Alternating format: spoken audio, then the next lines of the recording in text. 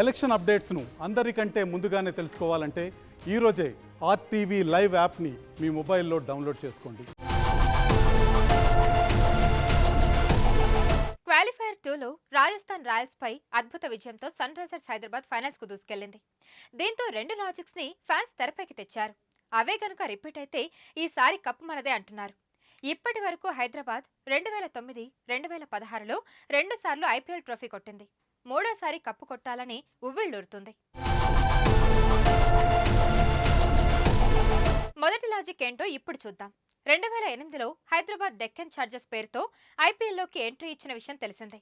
అయితే సీజన్ ఆరంభంలోనే అత్యంత చెత్త ప్రదర్శనతో దారుణంగా విఫలమైంది. పాయింట్ల పట్టికలో అట్టడుగు స్థానంలో నిలిచింది. కానీ నెక్స్ట్ ఇయర్కి కొత్త జెర్సీ, కొత్త లోగో, కొత్త కెప్టెన్, కొత్త టెంపర్మెంట్తో బరిలోకి దిగిన డీసీ సంచలనం సృష్టిస్తూ ఏకంగా ఐపీఎల్ ఛాంపియన్గా అవతరించింది.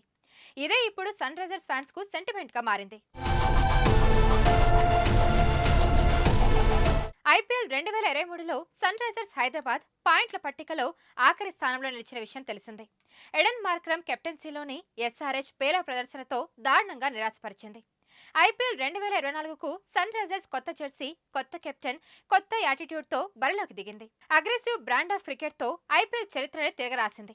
అయితే ఐపీఎల్ 2008, 2009 ప్రకారం ఐపీఎల్ 2023లో టేబుల్లో చివరిలో ఉన్న సన్ రైజర్స్ ఈ సీజన్లో కప్పు కొట్టడం గ్యారంటీ అని ఫ్యాన్స్ అంటున్నారు.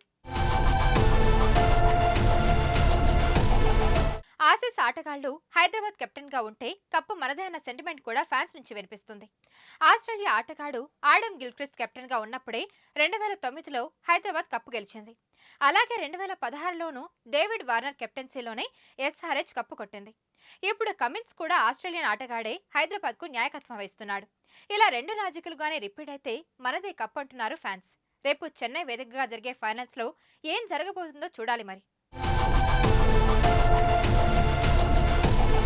మరిన్ని వీడియోస్ కోసం ఛానల్ ని సబ్స్క్రైబ్ చేయండి. లేటెస్ట్ అప్డేట్స్ కోసం వాట్సాప్ ఛానల్ ని ఫాలో చేయండి. అండ్ లింక్ డిస్క్రిప్షన్ లో ఉంది.